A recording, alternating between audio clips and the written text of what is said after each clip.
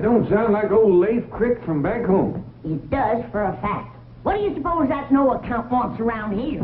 We'll soon find out. Jed, doggone it, you come out here and let me in. Leif, Jed.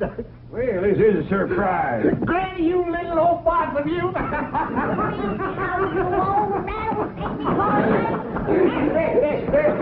He ain't changed a bit, has he, Jed, huh? No bigger in a minute and scrappy as a band end. Hey, look who's here. How's there, Mr. Crick? Sure is good to see you. Ellie Mae Clark, you're as pretty as a fistful of pink hollyhocks. Yes, sir, Jed, everybody always did say we had the two prettiest girls in the hill. Hey, is that down with you? You bet she is. Hey, where's Jethro? He ain't home from school yet. How about Marty? Bring her along? Oh, I had to leave my woman home to do the chores, Granny. Roof needed patching, well caved in, had to be dug out, mule needed chewing, lots of little things like that. You know, we just poor gully jumpers. We don't roost high on the hill like you folks. Aunt Bill ain't out in the corner, Mrs. Crick neither. Had to leave my woman to home, Ellie Mae.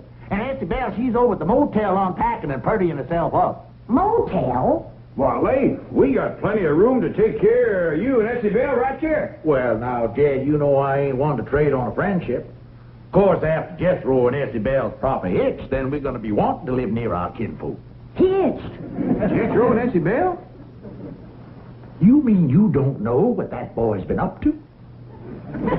No, I can't say as I do, Leif. And we've got some talking to do, man to man. Come on, Ellie, we'll make a pot of coffee. Yes, sir, you got a couple of fine women folk there. I reckon you're as proud of them as I am of mine. I reckon. I reckon you'd want to see right done by Ellie Mae just the same as I'd want to see right done by Essie Belle. I reckon. I reckon you wouldn't want no young man playing fast and loose with her feelings. I reckon. I reckon a man's daughter All just right, about as... Leif, supposing you stop blowing on the fur and get to the hide, what are you trying to say? Well, don't come easy saying what I got to. Well, let's go in and sit down and give it a try.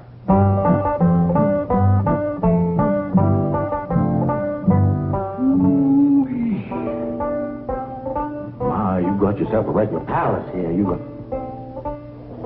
Oh, I better take off the cloth off. I don't want to get you fancy coffee, old dude. Just leave everything on, Leif, and sit down and speak your piece. Oh, my. Sure do beat sitting on the stump now, don't it? I guess you got this here can stuffed full of money, huh, Jed? Yeah, Leif. Now, about Jethro and Essie Belle. Well, to speak plain out, your Jethro done grabbed a hold of my Essie Belle's heart. I don't recall Jethro mentioning Essie Belle's name since way last summer when she won that beauty contest. That's when it happened. What happened? This happened. Love letters wrote by your Jethro to my Essie Belle. Love letter. Scheming hot love letters. Someday I gotta have a long talk with that boy. Let me see the letters. Jeb, I had better. You having a pretty, sweet, innocent young daughter of your own, you might just anger up to the point where you'd hurt that boy. Jethro got out of line, did he? Well, I wouldn't exactly call it getting out of line, providing his intentions is honorable. These letters was wrote way last summer. How come you just getting here? Well, now, I ain't a wallering in money like you, Jeb. I had to scrimp and save to get to where I could afford to make the trip. Why, I'm a poor man. Only treasure I got's my little Essie Belle. All right, Leif. Not knowing what Jethro wrote, it's hard for me to speak. But I know he'll want to do the right thing, and I'll see that he does. Spoke like a true hillman. Why, I said to Morty before I left, I said, dry your eyes, Morty. Jed Clampett's a man of honor. I says he'll see that Jethro does the right thing by our Essie Belle.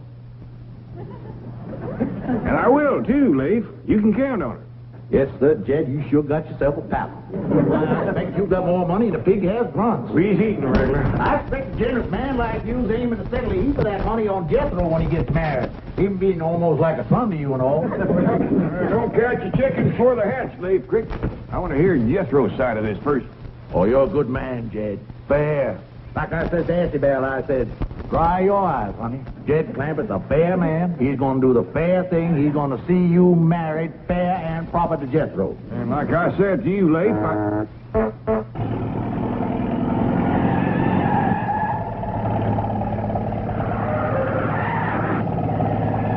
Whoever's driving that truck's mighty shy on brains. that's Jethro. Fine boy.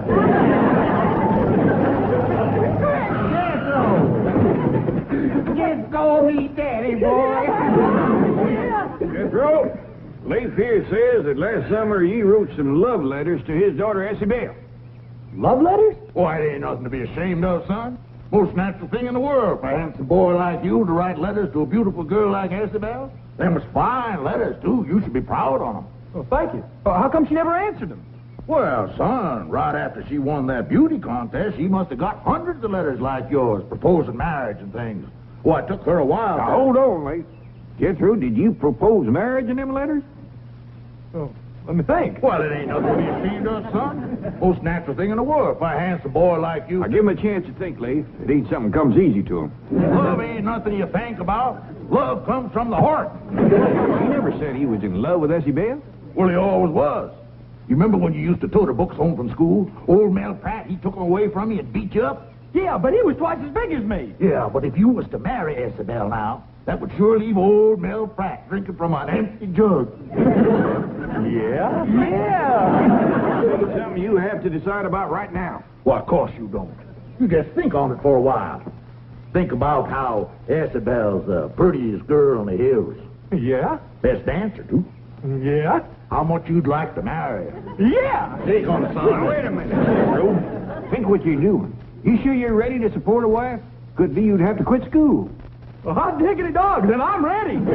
I'll bring Isabel over for supper. But first you go down to one of them fancy Beverly Hills jewelry stores and you pick out a great big diamond ring. All right, and while I'm there, I'll get something for Isabel, too. I'll see you later, son. Bye-bye, Bye-bye, Daddy Crick. I want to get married. Someday I should have had a long talk with that boy.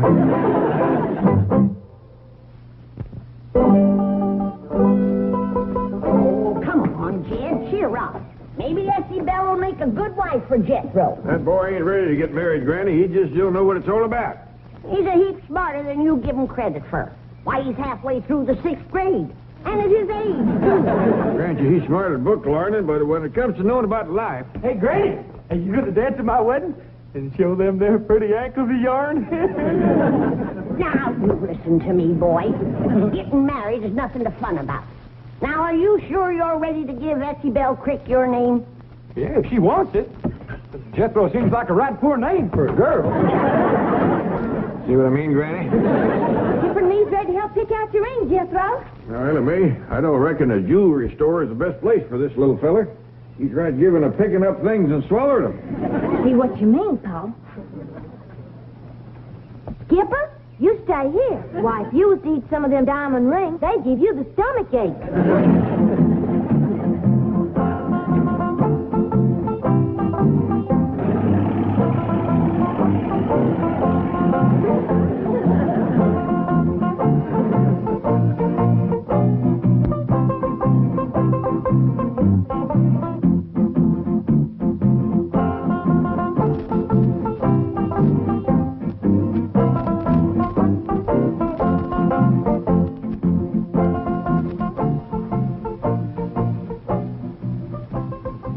Just a moment, please. I'm sure you must be in the wrong place. Is this a jewelry store? Well, yes, but we sell only the very finest and most expensive pieces. I suggest you try a notion store. Jethro's done got the notion what he needs now is a ring. Hey, Uncle Jed, here's some rings over here. But please, now, I'm sure you... Them red diamonds is pretty. Those are rubies. Well, ask her if she wants to sell one. Madam, the ruby I'm referring to is not a lady. How she got them rings is her own business. Just ask her if she wants to sell one. You will understand how out of place you are when I tell you that no ring in this case sells for less than $10,000. Now, wouldn't you like to look elsewhere? Yeah, show us where you keep the good stuff. Security guard, please. That's right, Paul. Mr. Drysdale said we should always ask for the best. Did I hear you mention the name Drysdale? Yes, sir? Milburn Drysdale? Yes, sir? He's our next door neighbor. He keeps Jed's $35 million in his bank. Now, Granny, I ain't sure it's $35 million no more. Might be close to 40 by now. You got the phone in your hand. Call up Mr. Drysdale and see who's closer, Jed or me. Stand by till I make one call. Things have been a little slow since Christmas. What in place, huh, Isabel? I'll say. Gee, Paul, this is just about the biggest place I ever did see. Yes, sir, Isabel. You did a mighty wise thing when you decided to marry up with Jethro. I didn't decide, Paul, you did. I didn't even answer his letters. Well, it was a good thing I did discover those letters. You'd have been married to that no-account Mel Pratt. Mel Pratt ain't a no account. He's a good, strong, hard-working boy. You gotta learn to keep your mouth shut, girl. You gotta learn to keep your mouth shut, especially when there's any food around. I still can't figure out where you found victuals enough to put on all that weight since last summer. Mel Pratt's been feeding me. He wanted me to get good and strong so I could help him clear that acre of land. That ain't land, girl. That's rocks. You want to marry up with a boy that's got an acre of rocks, you should at least have them cut and piled up into a fine palace like this. But Mel Pratt loves me, and I love him. I don't want to hear that name no more, Isabel. You're going to marry into the lap of luxury, girl. You're going to wear fine clothes and jewels. You're going to have servants to wait on your hand and foot. You're going to have a butler running ahead of you, opening doors, all kinds of things like that. Oh, look at that! Right here now, Isabel. You don't want him to think we ain't never seen a butler before, do you?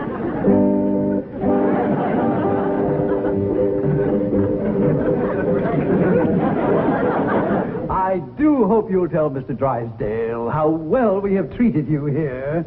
Oh, here we are. Now, this is the engagement ring. Thank you. You might, in a subtle way, of course, let the bride know that she is getting 10 perfect carats. Well, that's mighty nice of you. Nice, my foot. After the money you spent, he could at least send her a smoked ham. And here are Madame's lovely necklace and earrings. How many carats did I hit? About 50. But of course, they're not perfect. Well, in that case, I'll take turnips.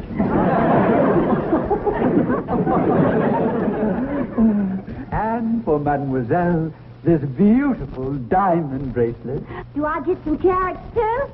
Oh, yes, indeed. About 30. You sure are generous with your vegetables. So are you, sir. You're going to be sending me a lot of cabbage.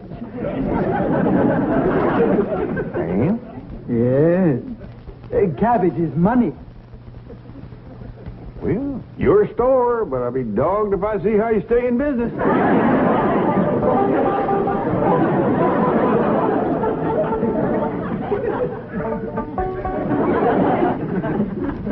You know something, Paul? I think that there butler's nothing but a monkey. You ever see a monkey playing a piano? No, sir. Now, you but- just hush up, girl, and let me do the talking. Mr. Butler, that's mighty fine music.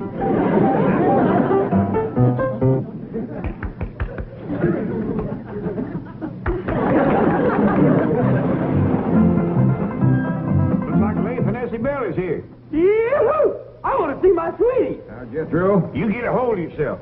I don't want you running in there and picking up that little girl and scaring her half to death. Yes, sir. You put the truck away. I'll wait for you here. We'll all go in together like a proper family order at a time like this. Yes, sir, Uncle Jed.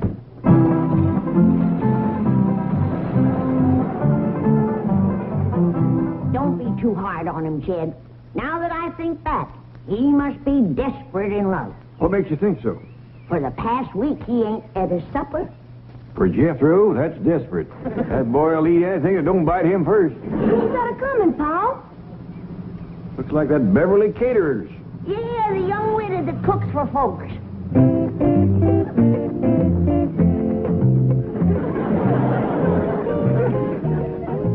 Hi, is Jethro ready? Ready for what, ma'am? For our regular date? Howdy, Mary. It sure is good to see you. You're right on time. Let's go. Wait a minute, boy. You got a date with this girl? Yes, sir, Uncle Jed. Well, every day after work, she picks me up, and we drive up into the hills and park and watch the sun go down. Then you know what we do? They may go in the house. What do you do, boy? Well, then we climb into the back of the truck and eat all the victuals that's left. No wonder he ain't been eating his supper. I've got your favorite today, Jethro. Swedish meatballs. Jethro, the girl you're going to marry is waiting in the house. You can't go running off with her and leave Essie Bell. Oh, yeah. Hey, Marion, you reckon there's enough meatballs in the truck for the three of us? Forget it. Huh? Here's your blushing bride. Come give her a big hug. Excuse me, ma'am. I'm looking for my sweet little old Essie Bell Crick from back home. I'm right here, Jethro. Bro, son, this here's Essie Bell. Your Essie Bell Crick? Yeah, Jethro. Marion!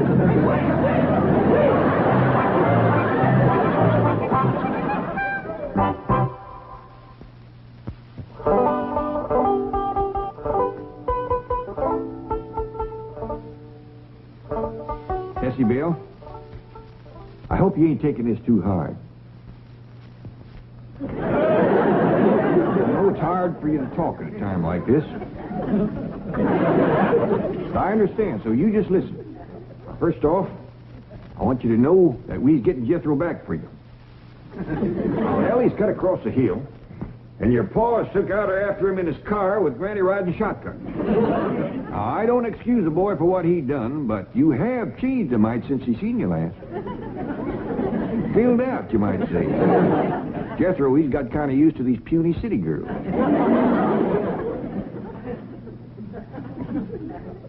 Isabel, I just can't stand to watch you suffer. Ain't there anything I can do? Yeah. Would you get me another pie out of the icebox?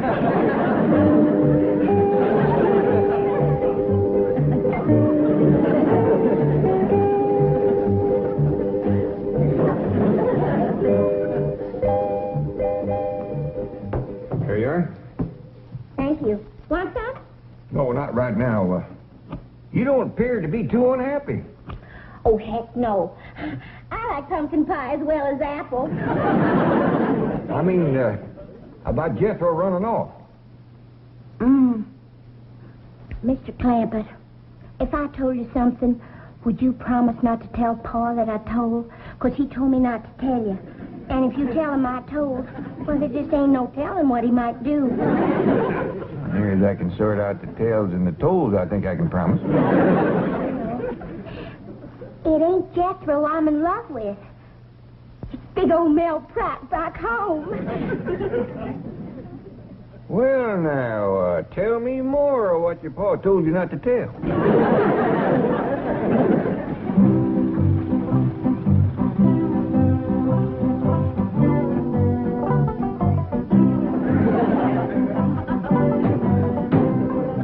Let's have no more of this running after other girls. Ain't no boy can love two girls. That leaves Isabel out. She's about 2 girls and a half. Mind your tongue, Jethro. You take a girl for better or worse when you marry her. Yeah, but she got worse before I got married. Picture me, Lee. I'll look after Essie Bell. Come on, boy. Let's start talking about this wedding. Well, Mr. Crick, You call me daddy now you're marrying up with my daughter. but Mr. Crick, I don't think I want to get married to nobody. I want to finish the 6th grade so as I can be a brain surgeon. You should have started thinking about that before you wrote Isabel them hot, steaming letters full of love talk. I don't remember no love talk. You don't, huh? Now, just how'd you start them letters? Dear Essie Bell. Well, ain't that love talk, calling a woman dear? It is. I'm in trouble with a lot of women. Men, too. Well, Lee, I see you fetched him back, all right. Now, Jethro, you can get upstairs and get packed for your honeymoon. Oh, but Uncle Jed, I don't want Oh, get up there and do like I tell you. Oh, yes, sir. You're a good man, Jed. Fair. I try to be. What do you think of my giving Jethro and Essie Bell my house for a wedding present? Oh, that is fair. That is really what you call fair. Of course, it's just a little two-room place, but they'll make out. well, I ain't the best at counting, Jed, but I done towed up 12 rooms since I've been here. Oh, I ain't talking about this place. I'm giving them my little shack back in the hills. Back to home? Yeah, there's a half-acre land goes with it. Of course, it's mostly rocks and stumps, but a couple of strong young'uns like Jethro and Essie Bell have that thing cleared in 4 or 5 years. Is that all you're going to give them? Oh, shucks, no. Essie Bell, fetch in that other wedding present I give you. Coming, Daddy Clampett. That's better. I always said you was a generous man. Why, just before I left home, I said to Marty, I said, why, Jed Clements, a generous man. Why, there's just no telling why are you doing with him? Daddy Clampett gave him to Jethro and me to take home with us. You can't take him home with you. Why, folks is liable to think he's my grandson. Well, you could tell him he's a monkey. That ought to clear it up, leastwise for some folks. Jed, you mean you ain't going to give the young'uns no money? Oh, you bet I am. Here you are, Essie Bell. Here's a brand new penny for you to nail up over your cabin door. Ain't nothing brings you luck like a new penny. Thank you, Daddy Clampett. Look, Pa, ain't it shiny? Get that thing out of here. Why, you'd be better off marrying that Mel Pratt. He's got a whole acre and a nice cabin, and he's got a sow with a litter of pigs. Now, just a minute there, Leif. Essie Bell was promised to Jethro. While we're on that subject, let's have a look at her dowry. I ain't got no dowry, Daddy Clampett. Here, you don't want Jethro marrying no girl without a dowry. Now, Mel Pratt, he don't care. He'll take a dowry or no dowry. How soon's the wedding? I'm all ready to dance. Ain't gonna be no wedding, Granny. I'm taking my Essie out of here. Come on, Essie. Now, just a doggone minute. I got all dressed up to have a wedding dance. Now, let's have it. But she's gonna marry Mel Pratt. Don't bother me with details. Let's get on with the wedding dance.